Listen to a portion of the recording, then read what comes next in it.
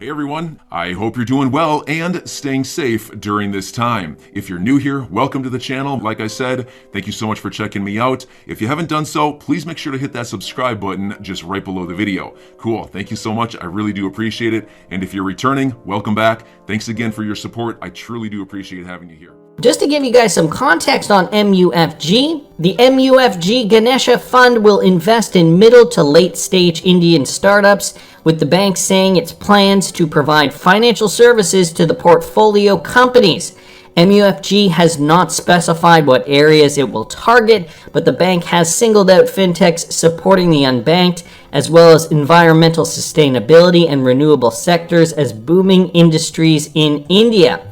And here's just a quote from the bank. Through the fund, MUFG will also drive collaboration with promising companies in the area of tech and IT and explore new business opportunities. So big news there. Of course, India still has a very large unbanked and underbanked population, and even Ripple independently has made moves looking at Indian companies and the Indian infrastructure to help solve for smoother, frictionless payments in that region of the world. Now we're seeing MUFG Bank also launching a $300 million fund to invest in Indian startups. So I could definitely see how this would benefit the XRPL, driving more value for the XRP token. So great news there. Also wanted to mention this, guys, from the Wrath of Kahneman, Corpay, he mentions. Corpay, a brand of Ripple partner FleetCor, provides integrated cross-border payments, currency risk management. And now Sila, a fintech that provides payment infrastructure as a service, will use Corpay to expand their global payment reach. And so here's the lowdown. So again, just FleetCor, they provide integrated cross-border payments and currency risk management solutions. And so this partnership will expand Sila's cross-border payment capabilities and access to global FX markets for its customers, providing them with access to over 145 currencies in over 100 countries. Customers will be able to seamlessly move between domestic and international payment options, even more so than before. And guys, here's a quote. As Sila has continued to grow, they have experienced increased demand from customers for the expanded global payments capability that Corpay provides. This coming from Andrew Howlett, Strategic Partnerships Manager at Corpay Cross-Border Solution. Our reach in both geographies as well as currency pairs is expansive and will serve Sila's customers well. So their main goal has always been to provide entrepreneurs with the tools to realize their vision and build a successful business, more often than not with an international component. Corpay, with its depth and reach in facilitating cross-border payments, can be the perfect partner for our customers.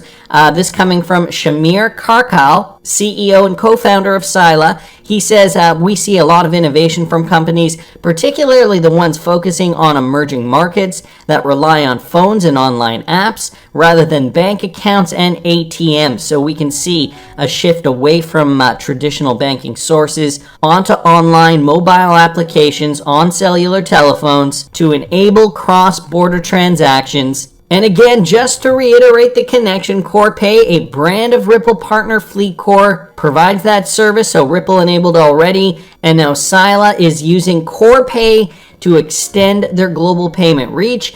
Also, just down here from the Wrath of Kahneman, they recently partnered with the Producers Guild as well. This was from back in February. Corpay, a division of Ripple partner FleetCor, is collaborating with the Producers Guild of America for access to Corpay's global payments and FX solutions at no cost. So that was news back from last month. And now we're seeing this partnership here, a Ripple-enabled company now partnering up with Sila to expand Corpay's reach. So great news there. Wanted to thank the Wrath of Kahneman for posting that. And some quick lawsuit news here, guys, from James K. Filan. Court-ordered parties to meet and confer to determine what additional discovery, if any, is necessary and file a joint letter by March 23rd, 2022. So we talked about this in yesterday afternoon's video. If you guys didn't catch that, I will link it up here.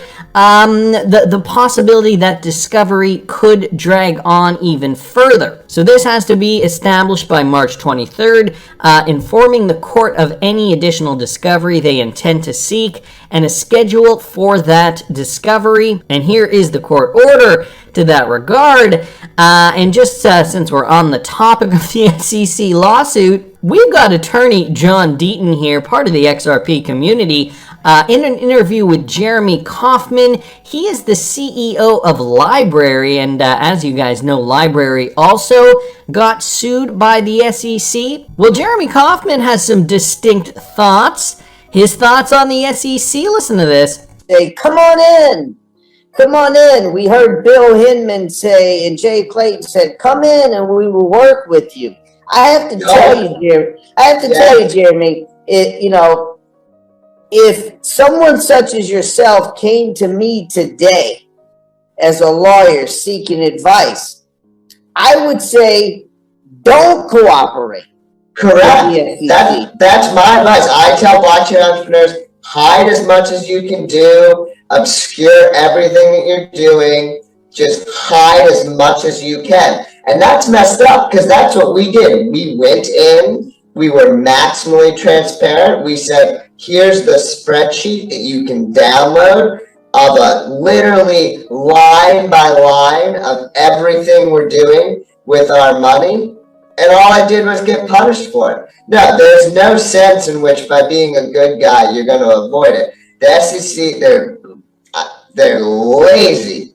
They are lazy people. They don't care about catching bad guys.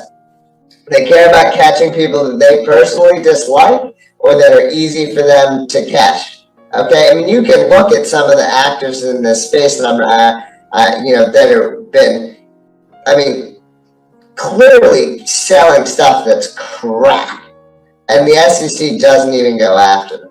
So, some words of wisdom from Jeremy Kauffman, CEO of Library, one of those companies that the SEC did take into court, did sue. So, what Ripple's been doing, what I'm sure a lot of other companies in the cryptocurrency space have been doing over these years, we should have been, or they should have been doing the opposite. Hide everything from the SEC. And then again, this is just Jeremy Kauffman's opinion. Don't be transparent. Hire a lawyer, because the SEC at the end of the day is just going to attack the low-hanging fruit. If they don't like you, they will go after you. So it's sounding more and more like we're understanding what their MO truly is. And so I wanted to thank Crypto Law here just for posting this clip. Attorney John Deaton giving us some more insight on the SEC and their behavior. Wanted to mention this, guys. BondCrypt XRP posting this from the XRP Ledger Foundation. Now, I'm sure some of you know this already. There have been a lot of tokens that have been issued on the XRPL, and people have been wondering how legitimate are some of these tokens. Well, the XRP Ledger Foundation is now providing guidance for more transparency on the XRPL. The main objective of the framework is to provide transparency for investors in the XRP Ledger or XRPL ecosystem with an increasing amount of issued tokens. So this foundation, they are an independent nonprofit entity behind the development of the XRP Ledger, and they announced the launch of the initial phase of the token assessment framework. It's coming following a collaboration with Grant Thornton Baltic, a business advisory service provider. According to the official blog, the main objective of the framework is to provide transparency for investors in the XRP Ledger ecosystem with an increasing amount of issued tokens. The first phase involves self-assessment questionnaire for token issuers. So now these are the hurdles they're going to have to jump if they do want to issue tokens on the XRPL. With this move, the foundation expects to guide the issuer through a list of questions to not only offer transparency for investors, but also to enhance self-regulation and trust. All self-assessments are made publicly available in a common format from which individual investors can do their own research and make personal quality assessments. So this will put the onus now on the investor in order to make an informed decision about the types of tokens that they want to invest in. And as each response are signed by the issuer, investors can verify that the self-assessment is actually submitted by the user. XRPL Foundations also revealed that upcoming phases of the framework will have an option for token issuers to complete a validation and verification process with the third-party auditor. Based on this, it plans to advise them on listing by exchanges, wallets, and other digital asset service providers. It encourages all token issuers on the XRPL to complete the framework. So an interesting initiative. Again, this is a non-profit organization looking to clean up the XRPL. And again, just another point here with regards to the XRP ledger. Decentralized enough that Ripple does not have a say who can issue tokens on it or not. Otherwise, I'm sure this would have never happened in the first place. So bring in the XRPL Foundation nonprofit entity to issue some guidance, to issue, like they said here, for example, a questionnaire, self-assessment questionnaire, allowing third-party issuers to participate, to build on the XRPL, but they have to meet certain requirements as to prevent fraud, so on and so forth. I think this is a good idea. I mean, the XRP ledger, this is one of the most important and I think going to be one of the most influential DLT projects moving forward. Keeping it tidy, making sure there is as little fraud on there as possible, I think a good thing ultimately. Also, we do not want people to get scammed. Just because it has the letters XRP in the name doesn't necessarily mean that every token being offered is necessarily on the up and up. I'm not saying that they're all fraudulent, but, to have some sort of guidance, some sort of framework to keep people honest, I think is a good thing. Anyway, interesting news, a great development here. Wanted to thank BondCrypt XRP for posting that. And Bill here, ironic that Ripple is so central to policy proposals aimed at legal clarity in the APAC region.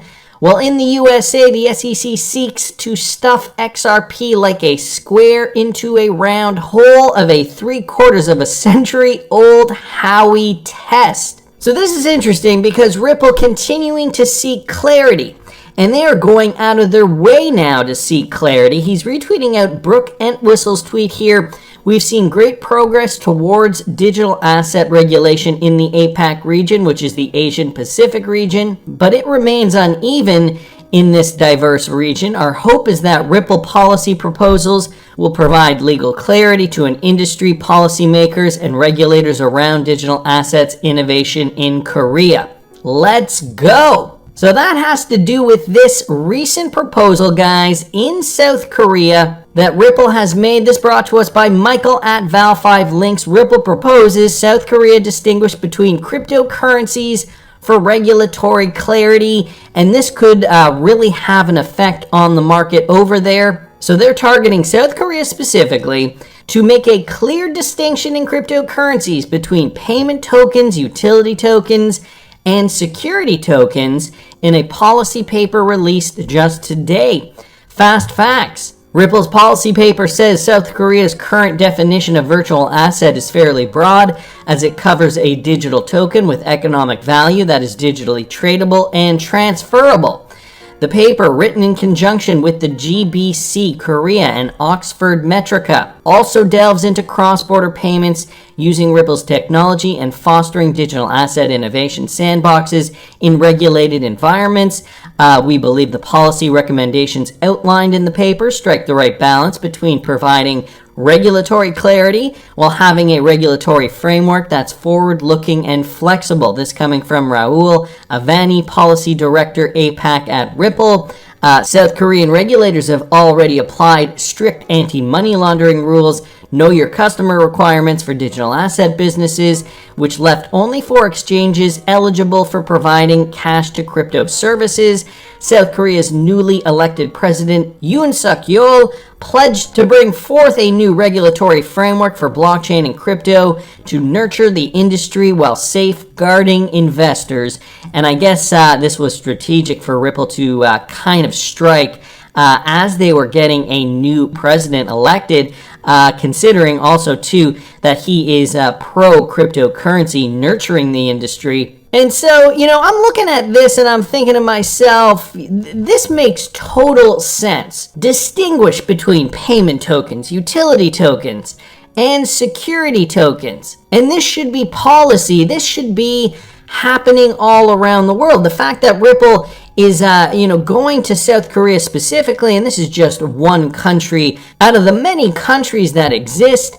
We do need to have this clarity in every single country if we are going to get those rails up and running. I mean, Ripple has been doing a great job so far, but you can see they are still plugging away, targeting these markets where they still see that they could be caught up if they do not have that regulatory clarity. So, this again, just another example of how Ripple is forging ahead, how they're opening up, wanting to get that regulatory clarity that they're clearly not getting, at least not as of yet. I'm your guy. I will keep you posted. I'm your advocate. I'll be back on a daily basis, usually multiple times per day, with these videos to keep you updated with everything going on. So, I hope you enjoyed the video. If you haven't done so, make sure to hit that subscribe button. Feel free to share any of my videos with your friends, family, social media, or anybody who may care to listen. Thanks so much for your continued support. I'm always here for you. I want to help you through this time. So thank you so much for continuing to choose me.